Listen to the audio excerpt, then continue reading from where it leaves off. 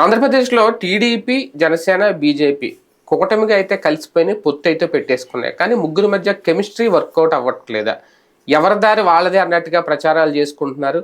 ఒక ఉమ్మడి కార్యాచరణ లేదు, ఉమ్మడి మేనిఫెస్టో లేదు. ముగ్గురు భావ సారూప్యత ఒకటేనా అంటే ఎజెండా మాత్రం ఒకటే, అదైతే క్లియర్. జగన్మోహన్ రెడ్డి గారిని గద్దె దించడం. అంతకు మించి అయితే ఏమీ కనిపించట్లేదు. బీజేపీ కలిసింది కదా, ఒక విభజన హామీల గురించో లేదంటే వేరే వేరే అంశాలు, ప్రత్యేక హోదా ఇటువంటి వాటి గురించో అన్న ముగ్గురు కలిసి ఒక నిర్ణయం తీసుకుంటారా, మాట్లాడతారంటే అది లేదు. కాంగ్రెస్ మాత్రం ఆ అంశాన్ని భుజాన వేసుకుంది. ఒక పక్క ఆయన ప్రచారం ఆయన చేసుకుంటున్నారు, ఈయన ప్రచారం ఈయన చేసుకుంటున్నారు. ఒక్క చిలకలూరుపేట మీటింగ్ తప్పితే అక్కడ కూడా ముగ్గురు కలిసి మూకుమ్మడిగా ఒకటి ఆంధ్రప్రదేశ్ కోసమో లేదంటే ప్రజల కోసం ఇది చేస్తామని చెప్పింది అయితే ఏమీ లేదు. ఎవరికి వాళ్ళే యమునా తీరే అన్నట్టుగా ఉంది. ఏదో కావాలని మాత్రమే పొత్తులు పెట్టుకున్నారా, కలవాలని మాత్రమే కలిసారా, అంతకు మించి ఏమీ లేదా? ఈ డౌట్ అయితే రేజ్ అవుతుంది. ఇదే అంశం మీద చర్చించే ప్రయత్నం చేద్దాం. సార్, ఒకటి, ఈ పొత్తులు పెట్టుకున్న తర్వాత వీళ్ళకి కలిసి ఏదో మొక్కమ్మడిగా సాధిద్దాం అనుకుంటే లేనిపోని వివాదాలు అయితే మొదలైపోయినాయి. మొన్నటి వరకు కలిసి అంత హడావుడి చేసి జగన్మోహన్ రెడ్డి గారు అంత తిట్టిన రఘురామకృష్ణరాజు గారికి ఈ పొత్తు వల్లే సీట్ వస్తుందా రాదు అనేది పక్కకు పోయింది. ఒక అనపర్తి సీటో లేదంటే నిన్న అనంతపురం అర్బనో ఇలాగ లెక్క పెట్టుకుంటే చాలా ఉన్నాయి. ఇంకా రేపో మాపో బయటకు వస్తారేమో, ఇప్పటికే రోడ్డు ఎక్కి నినాదాలు చేస్తారు. అంతకు మించి ఏమీ లేదు. ఒక ప్రజల కోసమో లేదంటే ముగ్గురు కలిసి ఒక మేనిఫెస్టో, ఉమ్మడి ప్రణాళిక, ఇవన్నీ ఏం కనిపించట్లేదు. ఎక్కడో ఏదో మిస్ అవుతుంది. ఏదో పెట్టుకోవాలన్నట్టుగానే పొత్తు పెట్టుకున్నారు అన్నట్టుగా లేదా? పెద్దలు కుదిర్చిన పెళ్లికి ప్రేమ పెళ్లికి ఒక తేడా ఉంటుంది. ప్రేమ పెళ్లిలో కెమిస్ట్రీ ఉంటుంది. పెద్దలు కుదిర్చిన పెళ్లిలో రోజులతో పోయే కొద్దీ కెమిస్ట్రీ వర్కౌట్ అవుతుంది. భర్త భార్యని బాగా చూసుకుంటుంటే అప్పుడు కెమిస్ట్రీ వర్కౌట్ అవుతుంది. ప్రేమ పెళ్లిలో ఏంటంటే ముందే ఇద్దరి మధ్యన సాన్నిహిత్యం ఉంటుంది కాబట్టి ఫస్టే వాళ్ళిద్దరూ బాగా అపురూపంగా ఉంటారు. ఇక్కడ అపురూపం రావాలంటే భార్య కోరుకున్న విధంగా భర్త ఉండాలా, భర్త కోరుకున్న విధంగా భార్య ఉండాలి. కానీ టీడీపీ జనసేన చూస్తే ఒక రకంగా ప్రేమ పెళ్లి కాదు, అంతే కదా. వాళ్ళిద్దరిది ప్రేమ పెళ్లి కాబట్టి వాళ్ళిద్దరి మధ్యన కెమిస్ట్రీ వర్కౌట్ అయింది. ఇప్పుడు కూడా మీరు చూడండి, అబ్జర్వ్ చేయండి. చంద్రబాబు గారి ఉపన్యాసం ప్రతి చోట వెళ్ళిన చోట తెలుగుదేశం జనసేన ప్రభుత్వం అంటున్నారు. బీజేపీ ఎత్తట్లేదు ఆయన. ఇంకా అంటే మనస్ఫూర్తిగా కలుపుకోలేదు. అంటే ఆయన ప్రభుత్వం కూడా రేపు పొద్దున్న జనసేన తెలుగుదేశందే ఉంటది. బీజేపీ అనేటువంటిది జస్ట్ ఒక ఆరో వేలు. అంటే ఎన్డీఏ అనే పదం వాడడానికి ఇష్టపడట్లేదేమో. ఎన్డీఏ ఎక్కడ వాడుతున్నారు? పెద్ద బహిరంగ సభల దగ్గర వాడుతున్నారు. లేదంటే వాళ్ళు ఉన్నప్పుడేమో, బీజేపీ నాయకులు ఉన్నప్పుడు, బీజేపీ పెద్దలు ఉన్నప్పుడు. మెయిన్ తెలుగుదేశం కూటమి, తెలుగుదేశం జనసేన ప్రభుత్వం అన్ని. ఈవెన్ ఆంధ్రజ్యోతి కూడా అలాగే రాస్తున్నారు. ఈనాడు ఆంధ్రజ్యోతి కూడా ఎన్డీఏ కూటమి ఎప్పుడో మొన్నోసారి రాసినట్టున్నారు. ఇది చిలకలూరుపేట సభ వచ్చి వెళ్ళినప్పుడు ఆ రోజునే. అంతే, అది కూడా మోడీ ఉన్నాడు కాబట్టి. తర్వాత రాయలేదు. లేదు, కావాలనే చేస్తున్నారు. ఎన్డీఏని ఇక్కడ ఎన్డీఏగా డెవలప్ చేస్తానంటే, ఎన్డీఏ పక్షంగా అంటే ఫస్ట్ రిజెక్ట్ చేసేది రాధాకృష్ణ గారు, రామోజీరావు గారు. వాళ్ళిద్దరికి ఎన్డీఏగా అంటే ఒప్పుకోరు, తెలుగుదేశం కూటమి అంటేనే. ఇప్పుడు జనసేన తెలుగుదేశం వెళ్ళి ఎన్డీఏ కూటమిలో చేరలా, ఎన్డీఏ వచ్చి తెలుగుదేశం జనసేన కూటమిలో చేరింది వాళ్ళ దృష్టిలో. అదే ప్రచారం అక్కడ మీరు ఆయన ఏ సభలు చూసినా టీడీపీ జనసేన కూటమి అన్న పాయింట్ ప్రభుత్వమే అన్నదే వస్తుంది.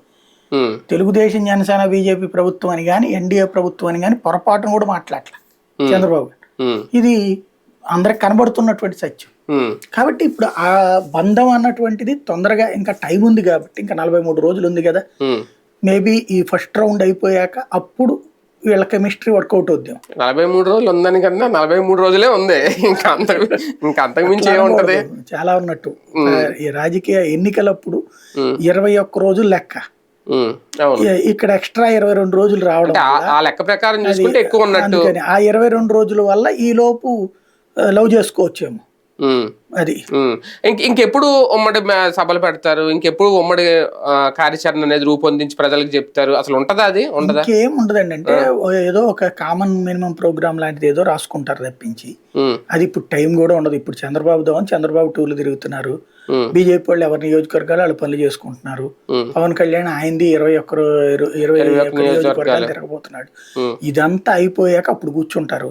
ఈ లోపు వాళ్ళ కమిటీలు అయ్యో కూర్చొని రాసుకుంటుంటారు.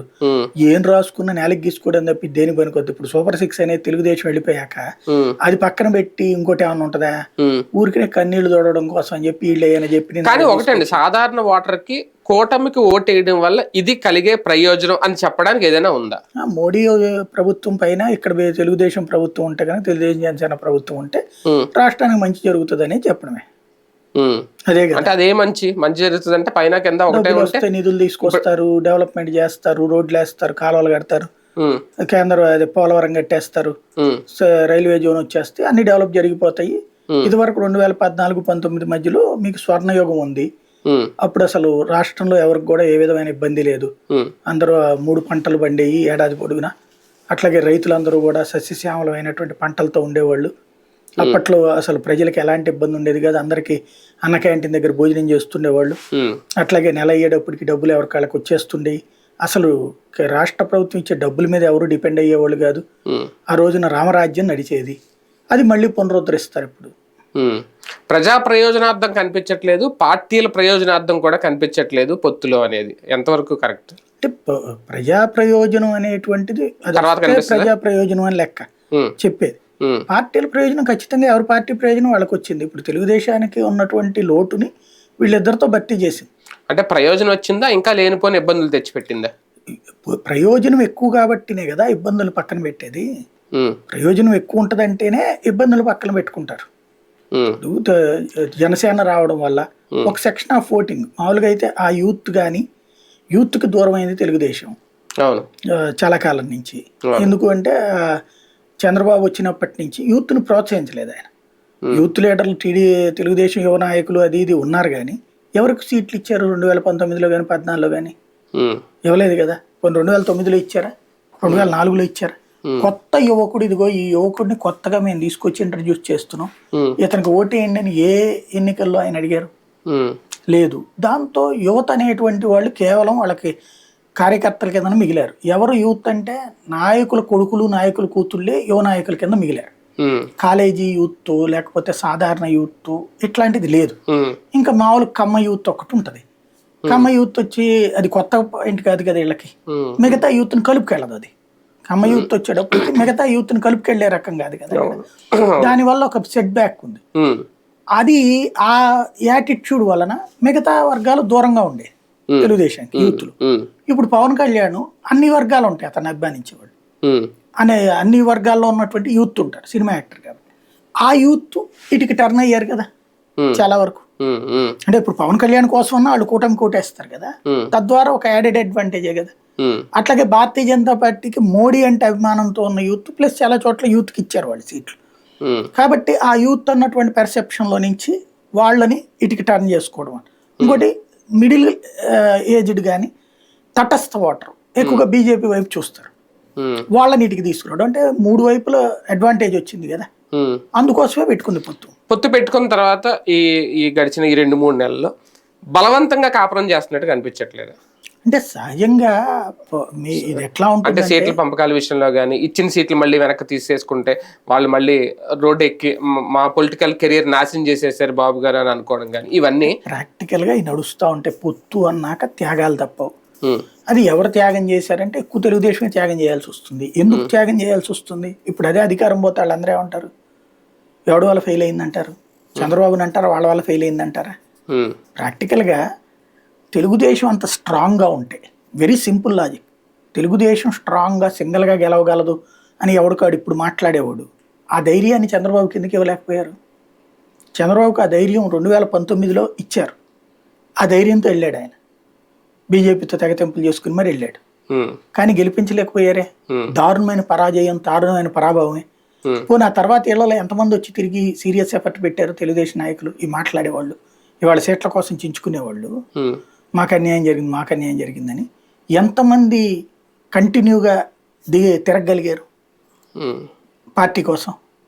చాలా వరకు చివరిలో ఒక ఏడాది నుంచి 2 ఏళ్ల నుంచి బిగించేయడమే తప్పించి మొదటి 3 ఏళ్ళు పట్టించుకోలేదు. రెండవది వాలంటీర్ వర్క్ అప్పటి నుంచి జరుగుతూనే ఉంది. ఉమ్, ఇంటింటి దగ్గరికి ఎన్నిసార్లు వెళ్ళారు వీళ్ళు లీడర్లు? వాళ్ళు వాలంటీర్ ద్వారా ఇంటింటికి వెళ్తోంది గవర్నమెంట్. లేదా 2 సంవత్సరాల నుంచి వైసీపీ జగన్ ఎమ్మెల్యేలను ఇంటికి పంపిస్తున్నాడు గడప గడప. వీళ్ళు ఈ 2 ఏళ్ల నుంచి ఎందుకు పోలా ఇంటింటికి? ఎల్లమని ప్రోగ్రామ్ కూడా పెట్టాడు కదా ఆయన, గడప గడపకి తెలుగుదేశం. అసలు ఫస్ట్ పేరు అదే కదా, గడప గడపకి తెలుగుదేశం. దాన్ని వీళ్ళు గడప గడపకి వైఎస్ఆర్సీ ప్రభుత్వాన్ని పెట్టారు. ఆ లెక్కను చూసుకుంటే ఫస్ట్ ప్రోగ్రామ్ తెలుగుదేశందే కదా. ఎందుకు పోలేదు వీళ్ళు?